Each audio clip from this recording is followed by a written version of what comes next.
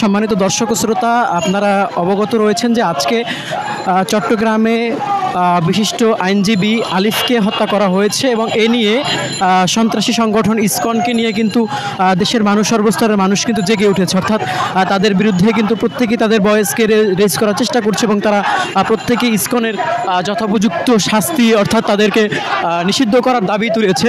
এবং তা নিয়ে কিন্তু আজকে ঢাকা বিশ্ববিদ্যালয় টিএসসি প্রাঙ্গণ থেকে কিন্তু আজকে ইনকিলাব মঞ্চের নেতৃত্বাধীন আজকে কিন্তু একটি মিছিল আমরা এখন দেখতে পাচ্ছি, যেটি এখন বিসি চত্বরকে ক্রস করছে। অর্থাৎ এখান থেকে তারা কিন্তু সামনের দিকে চলে যাচ্ছে। এখন তারা ক্যাম্পাসের মধ্যে বিভিন্ন গুরুত্বপূর্ণ পয়েন্টে তারা তাদের অবস্থান জানান দিচ্ছে এবং তারা কিন্তু এই যে হত্যাকাণ্ড, এই হত্যাকাণ্ডের কিন্তু তারা সুষ্ঠু বিচার চাচ্ছেন।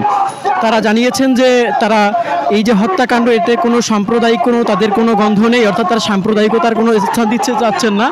শুধুমাত্র তাদের দাবি হচ্ছে যে আইনজীবীকে আজকে হত্যা করা হয়েছে, তাই সেই হত্যাকাণ্ডের সঠিক তদন্ত এবং বিচার, এবং এর জন্য তারা 24 ঘন্টা সবাইকে বেঁধে দিয়েছেন এবং সেই 24 ঘন্টার মধ্যে সেনাবাহিনী এবং প্রশাসনকে কিন্তু তারা সময় দিয়েছেন যে তারা এই 24 ঘন্টার মধ্যে তারা কিন্তু বিষয়টাকে তারা তদন্ত করে তারা বিচারের আওতাধীন আনবেন এবং যারা সন্ত্রাসী রয়েছেন অর্থাৎ যারা হত্যাকারী রয়েছেন তাদের সকলকে বিচারের আওতায় আনতে তারা কিন্তু দাবি জানিয়েছেন।